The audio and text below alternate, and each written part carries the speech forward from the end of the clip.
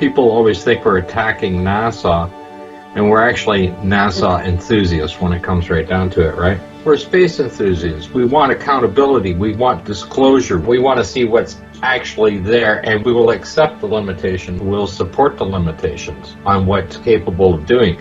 We don't need to keep researching in and find out, oh, all we're looking at is CGI. If you can't do it, say so.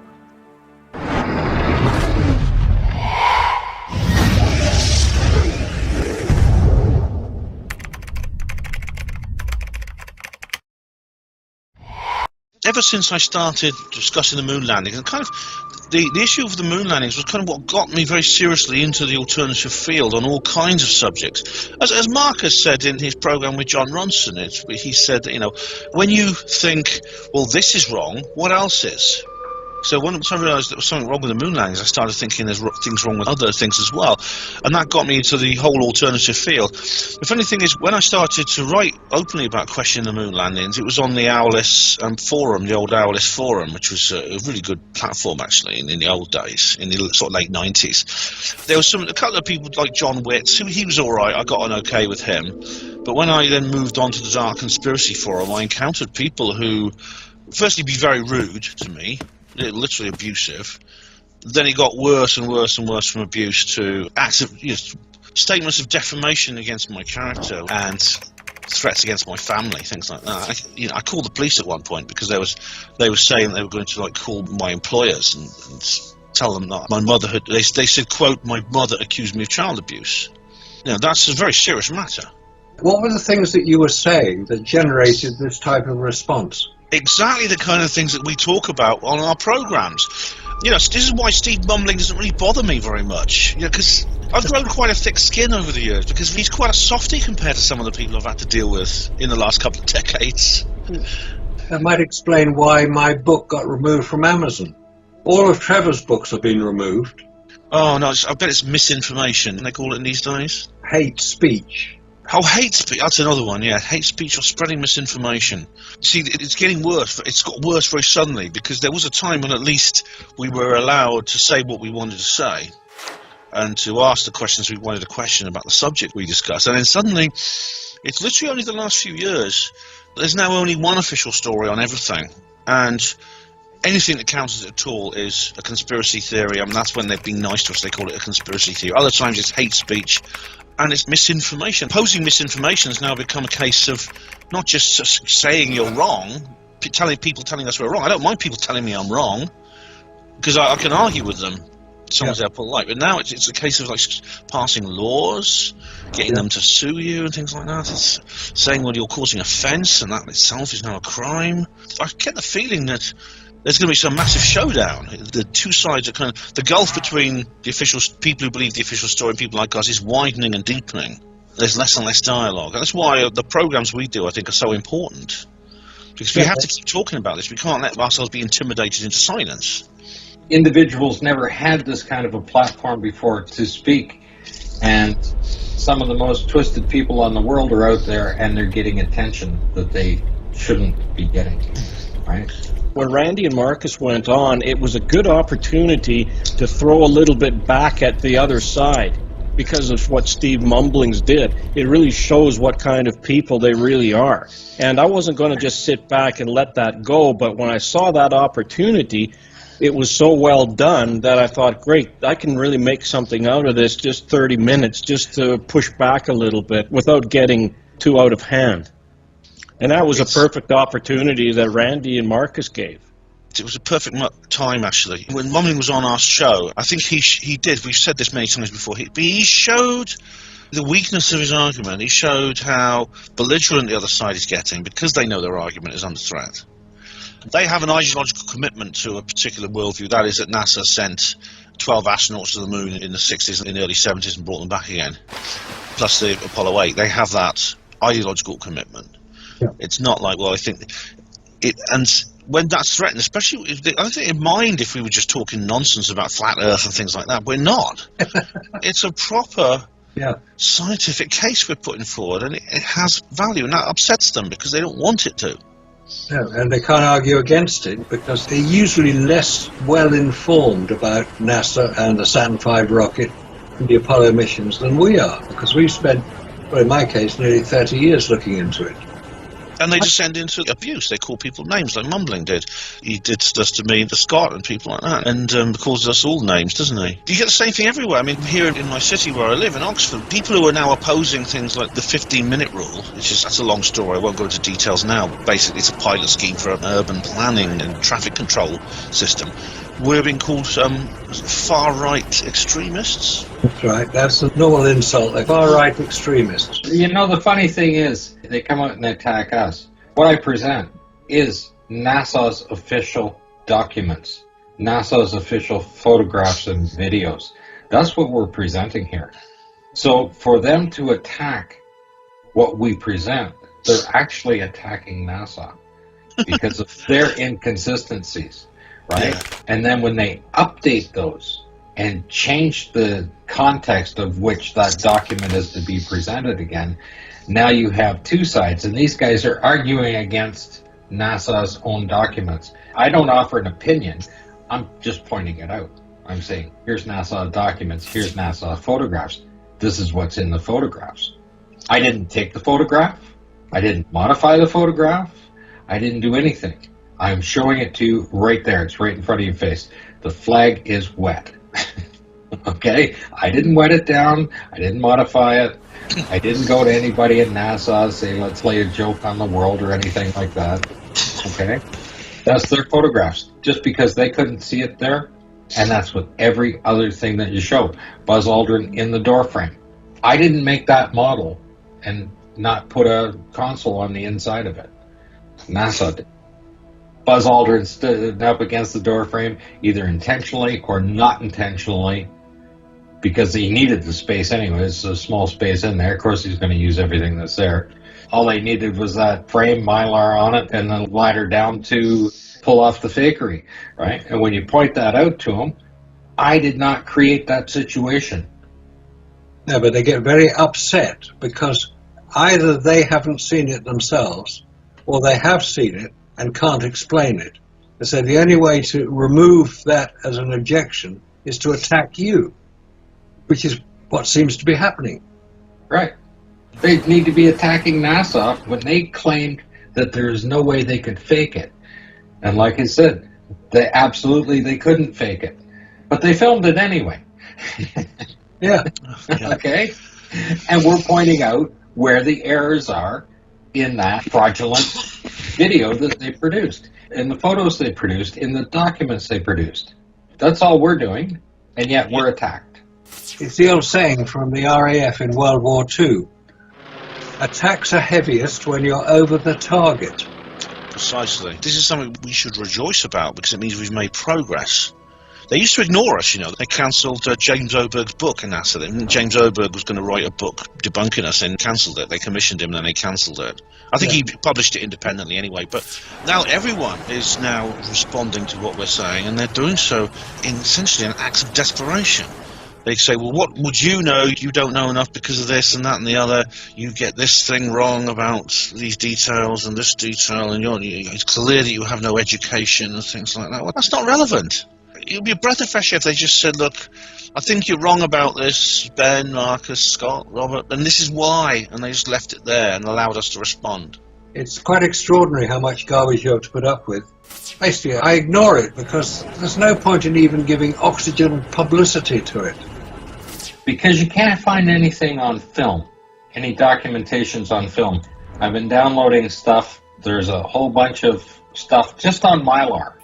Right here, 3 documents on Mylar, and the physical properties of Mylar, because it's exactly the same as film. So what we were looking at in the chamber, take a look at aluminum. This is the temperature at which it starts to vaporize at 1 atmosphere. See the difference in temperature? How the effect is? At -4, it takes very little temperature to vaporize it, right? Come down to mercury, 10 to the -4, it just vaporizes. Gone. Well, guess what? When you take these numbers, you take mercury is at 682 degrees, considering each material reacts a little differently. Mylar is 392 degrees. Like I said, each material reacts differently. Like this one's that drops by half the temperature, right? This one drops by 2/3, right? This one drops by 70%. Mylar, like, it's not listed in here, right? They're not doing it, and the film's not listed. But these different temperatures, as you lower the vacuum and the effect it has on the temperature that they vaporize at, right? And then the Mylar is going to be in there. It's going to start to vaporize when you pull the torr value down, right? They all don't come down by the same percentage. Each has its own properties on which it off-gases at what temperature, right? But I was looking up the Mylar to see where it vaporizes at in there under normal air pressure, right? It's 392 degrees. Then I came across this little piece here. These are the different, for a differential gauge. And the only thing you need to do is read the bottom line. Reading the maximum pressure range will destroy the sensor. Okay, now, that is a mechanical device. It's a measurement of force. And I've been trying to explain, to make it simple, on what people need to understand about the torr scale. So here's what I've come up with. Take a container and put a lid on it and close it. You put a pressure gauge on it, it says 0 because you're in an atmosphere. Yeah. And you put it in there. Both are the same. But that is 760 torr that's in there. You can't read it because there's no differential between the outside atmosphere and what's in the thing. To get to 0 torr, so let's just remove the outside atmosphere. And we're going to take that container, it now has 14.7 psi in it. We're going to make the chamber larger and larger and larger so that the air inside, the molecules inside, are not pushing against the container that it's in, so that they're fully relaxed. Those air molecules want to separate. They don't want to be tight together. They want to be a certain length apart. And when they become that certain length apart, you are now at 0 torr. You still have 100% air in there with 0 pressure. When you come down from 760 torr, you're down to 0. If you're going to go into the torr to the minus, you can either make the container larger or you can take away the air molecules inside. And that's what Bill is doing with his vacuum chamber. He's removing the air molecules inside. Now, they don't want to be in that space. The pressure is the opposite direction. It's going to want to bring the walls in. It wants to be back at 0. Its natural state is to be in 0 torr, 0 pressure. The molecules want to be a certain length apart, away from each other. If you take an air shock and you push it down, it wants to push back up. And if you pull it apart, it wants to come back in. It wants to equalize itself. It wants to be in that neutral state. This is where they don't understand. A vacuum is nothing, right? But the air molecules in there are acting on each other to pull themselves in. This is where the pressure is coming from. So you take that container and you start removing the material. It wants to make the container smaller until it's in a neutral space. Like, it wants to be neutral. It doesn't want to have any pressure.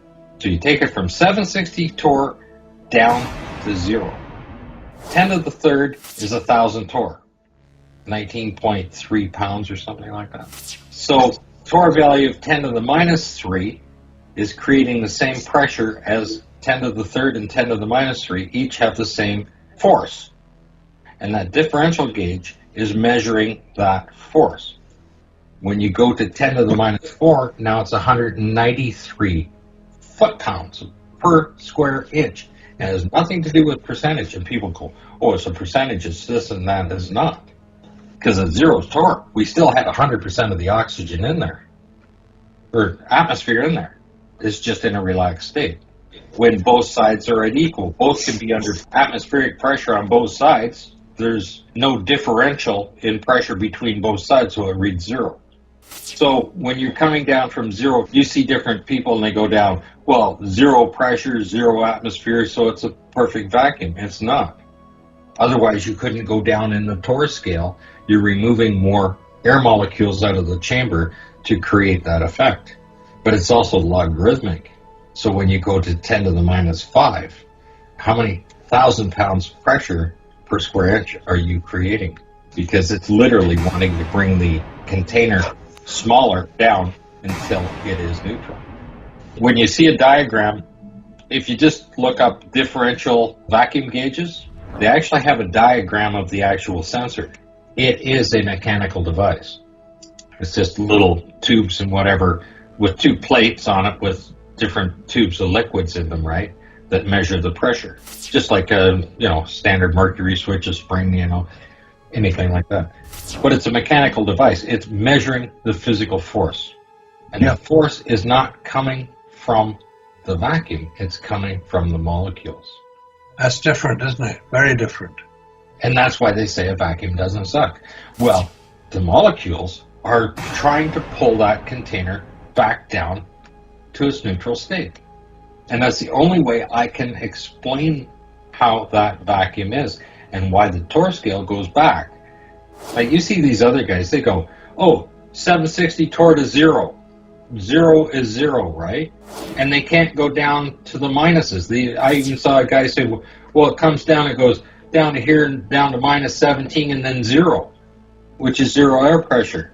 Well, you're being fooled about reading a gauge because you have to account for the atmospheric pressure you are currently in. Like I said, you just grab some atmosphere and put it in a container and close it. You have 14.7 psi in there, but you can't read it because you're also standing at 14.7 psi. So even a differential gauge doesn't read it. Fascinating stuff you've got here. Basic principles of vacuum technology. Where did you find this? Oh, I've got a whole bunch more than that. I got tons more. I just picked out ones that would be applied to just for this. And then I went after Mylar because you can't go after film. It's the same damn stuff, though. That's the problem. NASA forgot about that, didn't they? Yeah, they did. NASA forgot about a lot of things. Like they forgot that all of the companies out there that produce Mylar for everything have all the specifications on them, including the vapor temperatures. That's quite an important point because that is the point at which material... Where it starts to break down. Yeah, that's what I mean. It breaks down. Yeah, but you're seeing it -1. It's starting at -1. There are things happening at -1. If you leave it long enough, it will happen, right? The thing is when you get to -11, how fast will it happen? Wow, yeah. When you see a thing saying a differential gauge exceeding the maximum vacuum will destroy the sensor, I mean, that is physical force. So how strong is that? We can build gauges that will read 50 to 100,000 psi water pressure.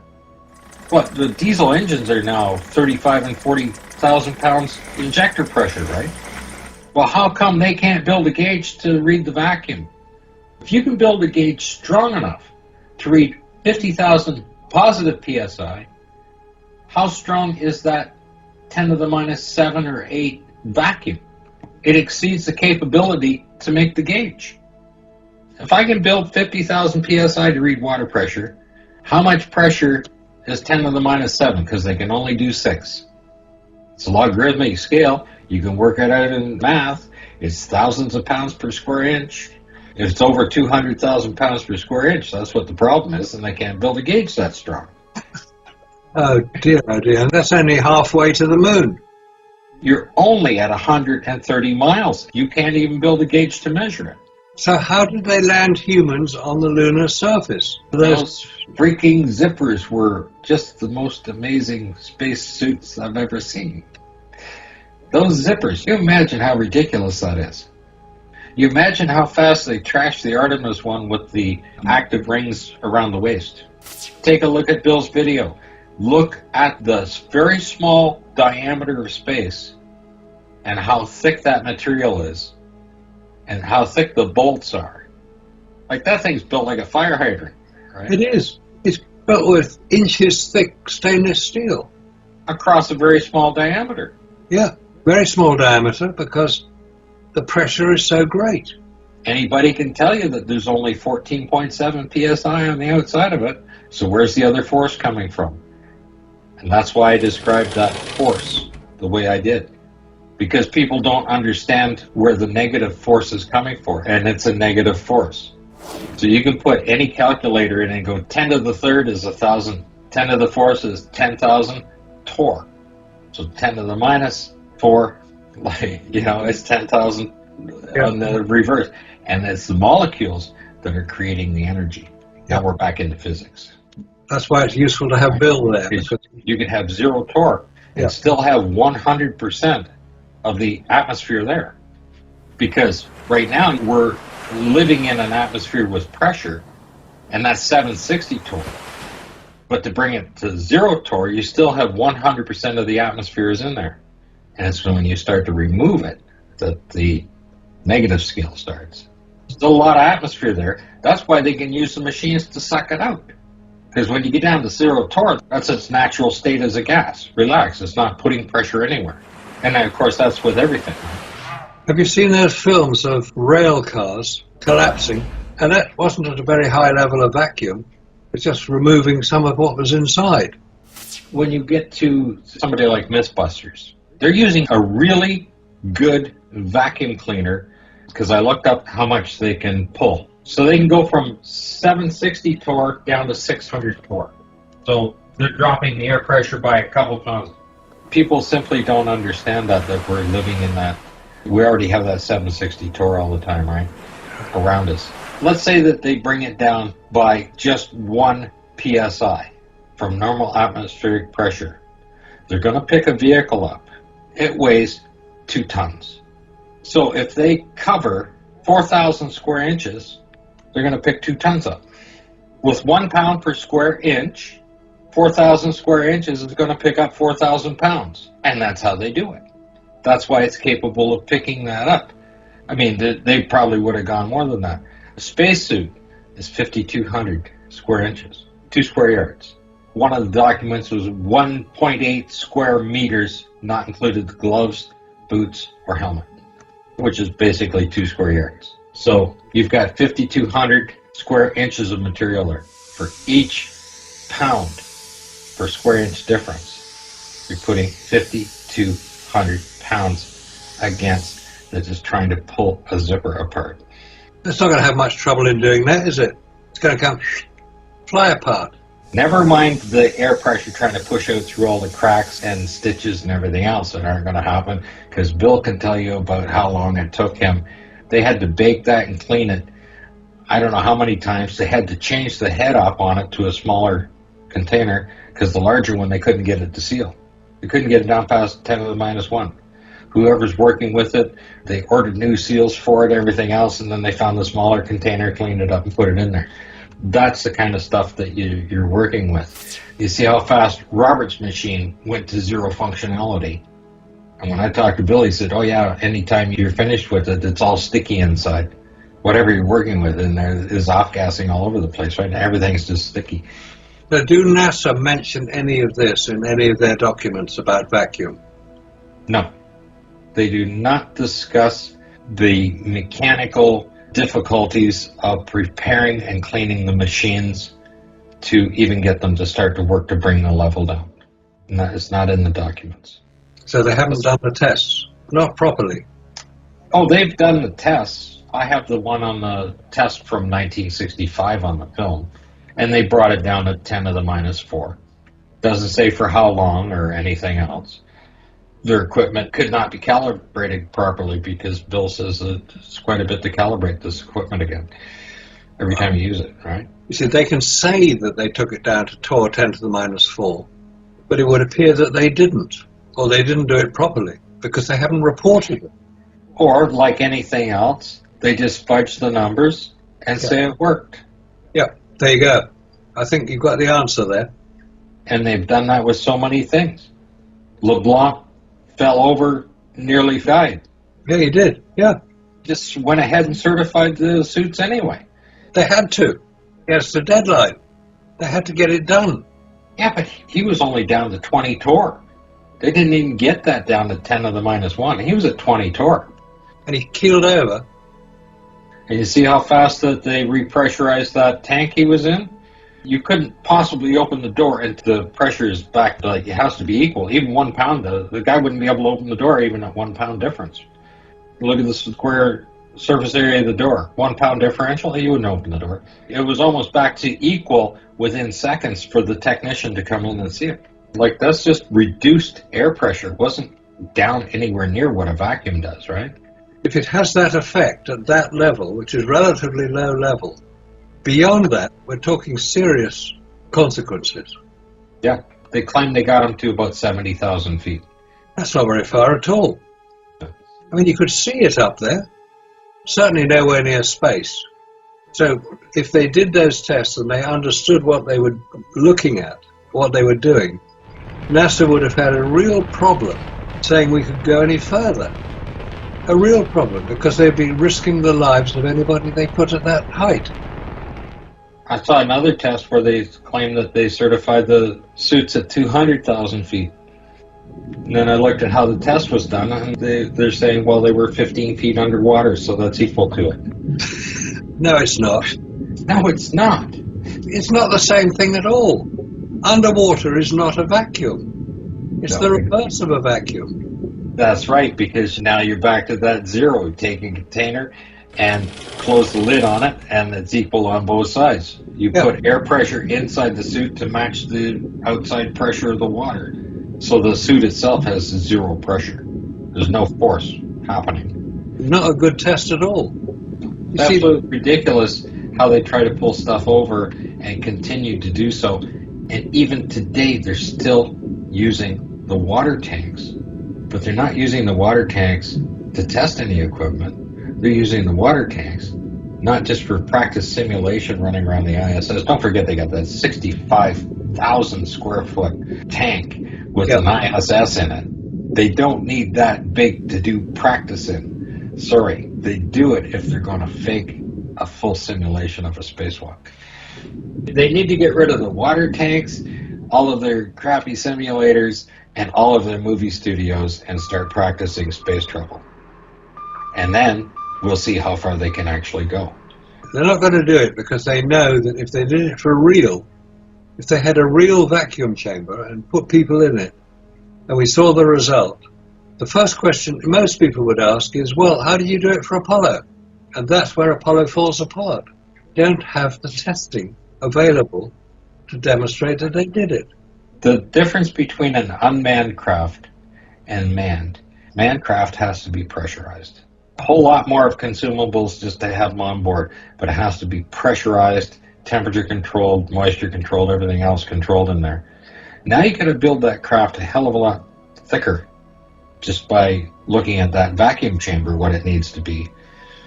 And they want to go farther than that. So it has to be even thicker than that. That's just for structural strength. Now we got to put some radiation protection in there as well. Forget it. Not going to happen. They haven't got any yet. And they need to come up with a lightweight material that protects as well as lead does. And those nano ones that are going around there is just like a little microscopic Faraday cage that they're trying to put up. I forget who was doing the talk on it. He said like you need a nuclear power station to produce enough energy to put the field lines up to protect you from the radiation. Just the same as the Van Allen belts, right? You're not doing with a watch battery. It's like everything seems to work when you go to space. It doesn't work. They do the test, it still doesn't work, and then they still claim that they used it and went there. That's where the huge problem is, and it's in their documents, it's in their photographs, it's in their videos, it's in everything. If you can't do a live video feed from Artemis in 2022, you are very sadly trying to carry on a fraud. They shouldn't have even done it. It should have been live video feed. They should have had 100 cameras on board that thing, not animation. It's so sad. It is sad, actually, because NASA have now got caught in this trap of having said they've done something when it's blindingly obvious that they haven't. They're part of a government mainstay resource that's being funded money through, but it's all part of the tourism business. Those museums are making money for them. So it's just part of that up front. That's part of the promotions, like putting big posters up. Come and see our museums. Because you've heard the story, now come and see the real. It's interesting, there's a connection which I hadn't really made properly before between the Apollo 1 fire, which is January 1967, and the death of Sergei Korolev, who was the driving force behind the Soviet space program. And he died quite unexpectedly, aged, I think he was about sort of mid-50s. He died in January 66, or early 1966. So there were two events were quite close together. And that's when it all started to go wrong for Apollo and for the Soviet Union. Following the death of Sergei Korolev, nobody was trained to take over from him. There was no natural successor. Mishin was the person who did take over. He was the head of one of the design bureaus. But he wasn't really at the same level as Sergei Korolev, who had the ear of the president, Brezhnev, and Khrushchev. He could get things done, and he could do things. When he was asked to do things for the certain anniversaries, he would do it, because he had the confidence of the people who worked with him and under him. People following him, they didn't have that same stature. So his death and the death of the American space program, or the lunar program, in the Apollo 1 fire, were fairly close together. And I think that those two events not necessarily have much to tell us, but I think we should look at the fact that two major figures, two major events, took place very close together, or relatively close together, and neither really achieved very much after that. The N-1 rocket, which was the Soviet Union's version of the Saturn V rocket, was a very similar design to Elon Musk's Starship. It had multiple engines. The N-1 rocket never launched. Well, it launched 4 times, but on each occasion, within a relatively short period of time, it exploded, because getting 30-odd engines to work simultaneously is very difficult. Whether Musk will do it better, I don't know, but they're having a lot of testing. But they're still not as powerful as the legendary F1 engines on the Saturn V. Oh, they're fully upgradable now. The F-25 engines that they've got for the SLS, oh, they're fully upgradable. They boosted them from 200,000 to 500,000 because Musk now is claiming 500,000. I read the article. It says we designed them to be upgradable, so we just upgraded them to 500,000 pounds. It's still a third of what was produced by the F1 engine. Yeah, so now they claim 2 million between the 4 engines on there and the solid rocket boosters make it up to 7.8 million. That's ridiculous, because they don't do that either.